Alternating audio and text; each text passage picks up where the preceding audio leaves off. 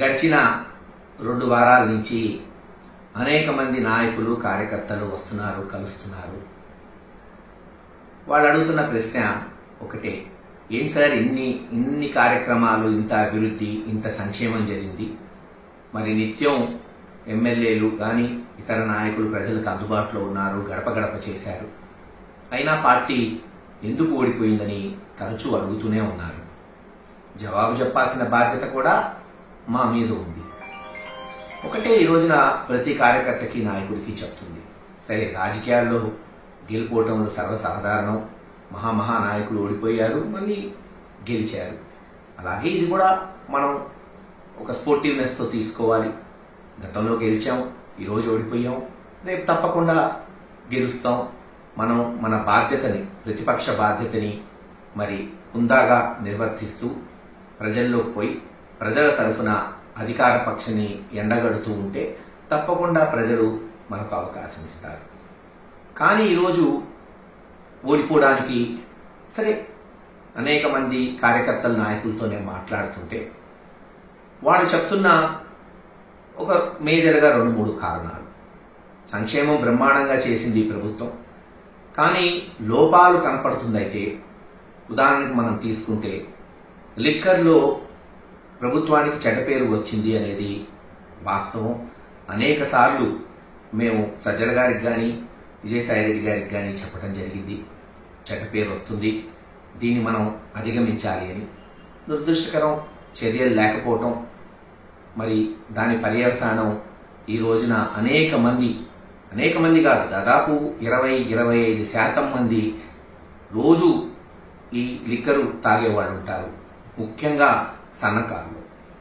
మరి వాళ్ళు ఏదైతే తెలుగుదేశం చేసిన దుష్ప్రచారం, నాసిరకం మందు, మరి ఇది పనికిరాని మందుని అత్యధిక ధరకి అమ్ముతున్నారని తెలుగుదేశం నాయకులు చేసిన ప్రచారాన్ని వాళ్ళు నమ్మారనే మనం ఈరోజు విశ్వసించాలి. అలాగే శాండ్ మీద ఆధారపడే వాళ్ళు, మరి ఎవరైతే కార్మికులు ఉన్నారో వాళ్ళు కూడా శాండ్ పాలసీ బాలేదు, వాళ్ళకి ఇంకా మెరుగైన పాలసీ కావాలని వాళ్ళు ఓట్లు వేశారనేది కూడా మనం నమ్మాల్సి వస్తుంది. ఇలా కార్మిక సంఘాల్లో మరీ ముఖ్యంగా ఎస్సీ, ఎస్టీ, బీసీ మైనారిటీల్లో లిక్కర్ ఒకటి, శాండ్ ఒకటి మనల్ని దెబ్బకొట్టుంటాయి. సరే తెలుగుదేశం చివరిలో చేసిన దుష్ప్రచారం టైటిలింగ్ యాక్ట్ ఎంతో కొంత నష్టం చేసిందనే మనం మరి భావించాల్సి వస్తుంది. అన్నిటికన్నా రాజకీయంగా ఇప్పుడు నేను చెప్పిన కారణాలన్నీ అందరూ చర్చిస్తున్నారు, గ్రామాల్లో మాట్లాడుతున్నారు. తప్పులేదు, మాట్లాడాలి కూడా, తప్పులు ఎక్కడున్నాయో తెలుసుకోవాలి, మరోసారి జరగకుండా చూసుకోవాలి. కానీ నేను ఒకటి చెప్పదలుచుకున్నా, ప్రతి నాయకుడికి, కార్యకర్తకి, బహుశా తెలుగుదేశం వాళ్ళు వింటే వాళ్ళకి ఉపయోగపడిద్దేమో. జగన్మోహన్ రెడ్డి గారు పార్టీ పెట్టడానికి, అనతి కాలంలోనే ఆ పార్టీని అధికారంలోకి తీసుకురావడానికి 2014లో ఓడిపోయినా సరే తాను మళ్ళీ 2019లో పట్టి పాదయాత్ర చేసి పార్టీని అధికారంలో తీసుకొచ్చి చరిత్ర సృష్టించడానికి కారణం, ఈరోజు మళ్ళీ చంద్రబాబు నాయుడు గారు గెలవడానికి కారణం ఒకటి, అదే అవమానం. గుర్తుపెట్టుకోండి, అవమానం.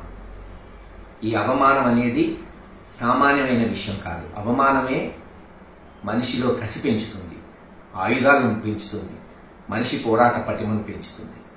చరిత్రలో మహాభారతాలు, రామాయణం చదివి పెరిగిన వాళ్ళం మనం. ఆ రోజు కూడా నిండు సభలో పాండవులకు అవమానం జరిగితే పోయి యుద్ధం చేసి యుద్ధంలో రాజ్యాన్ని గెలుచుకున్నారు. అలాగే శ్రీరాముడు కూడా అవమానిస్తే సీతమ్మను ఎత్తుకెళ్ళి జైత్రయాత్ర చేసి మళ్ళీ సీతమ్మను తెచ్చుకున్నాడు శ్రీరామచంద్రుడు. నేను ఆ దేవుళ్లతో పోల్చట్లా, చరిత్ర చెప్తున్నానంతే. జగన్మోహన్ రెడ్డి గారిని కాంగ్రెస్ పార్టీ తీవ్రమైన అవమానాలు చేసి రాజశేఖర రెడ్డి గారి కుటుంబాన్ని, చివరికి జగన్మోహన్ రెడ్డి గారిని జైల్లో పెడితే కార్యకర్తల్లో కసి పెరిగింది, నాయకుల్లో కసి పెరిగింది, పట్టుదల పెరిగింది. నిరూపించుకోవాలనుకున్నాడు, నిరూపించుకున్నాడు. మరి అలాగే గడిచిన 2-3 సంవత్సరాలు కొంతమంది, నేను అందన్నట్ల కొంతమంది వైఎస్ఆర్సీపీ నాయకులు వాళ్ళు మాట్లాడే విధానం, అది ముఖ్యంగా చెప్పాలంటే నిజంగా వైఎస్ఆర్సీపీలో ఉన్న నాయకులు ఎవరు కూడా మాట్లాడాలి. తెలుగుదేశం నుంచి వైఎస్ఆర్సీపీ పార్టీలో వచ్చిన ఒకళ్ళిద్దరు నాయకులు తెలుగుదేశం నాయకుల్ని, ముఖ్యంగా చంద్రబాబు నాయుడు గారిని అవమానించే మాటలు మాట్లాడటం, బహుశా ఆయన జైల్లో పెట్టడం కూడా ఒక అవమానంగా తెలుగుదేశం క్యాడర్ భావించుంటుంది. కసి పెరిగింది, పట్టుదలగా పనిచేశారు. ఈరోజు పర్యవసానం మనం చూస్తున్నాం. కనుక ఏదైతే అవమానం అనేది ఉందో అది ఎప్పుడు ఎవరికి జరిగినా అవతల వాడు కష్టపడి పనిచేస్తాడు, సత్ఫలితాలు తెచ్చుకుంటాడనేది గుర్తుపెట్టుకోండి. ఎందుకు తెలుగుదేశం నాయకులు చూస్తున్నారని అన్నానంటే, ఈరోజు గెలిచిన వెంటనే అనేక గ్రామాల్లో దాడులు జరుగుతున్నాయి. కొంతమంది వైఎస్ఆర్సీపీ నాయకుల్ని, కార్యకర్తల్ని అవమానిస్తున్నారు. ఈరోజు వైఎస్ఆర్సీపీ పార్టీని కూల్చేశారు. అది చట్టానికి వ్యతిరేకమా?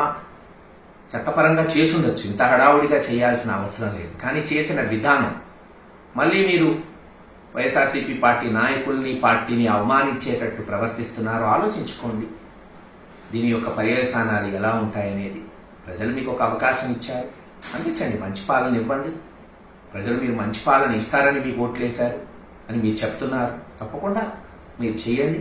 ఒక ప్రతిపక్ష పాత్ర తప్పకుండా జగన్మోహన్ రెడ్డి గారి నాయకత్వంలో మేమందరం కూడా సమర్థవంతంగా ముందుకు పోతాం. ప్రక్షాళన చేసుకోవాలి, చేసిన తప్పులు తెలుసుకోవాలి, మళ్ళీ తప్పులు జరగకుండా చూసుకోవాలి. ఎవ్వరూ కూడా కుంగిపోయే ప్రసక్తే ఉండదు. ఈరోజు ఏం కొత్తగా రాజకీయాలు చూడట్లేదు. ఈ ఇంట్లో 90 ఏళ్ల నుంచి రాజకీయాలు చూసాం. అనేక ఎలక్షన్స్ గెలిచాం, ఓడాం. గెలిచినప్పుడు ఇక్కడే ఉన్నాం, ఓడినప్పుడు ఇక్కడే ఉన్నాం. తప్పకుండా హుందాగా రాజకీయాలు చేసుకుంటూ ప్రజలకు మంచి చేసే విధానంలో జగన్మోహన్ రెడ్డి గారి నాయకత్వంలో ముందుకు పోతామని తెలియజేస్తున్నాం. For more videos like this, subscribe Big TV channel.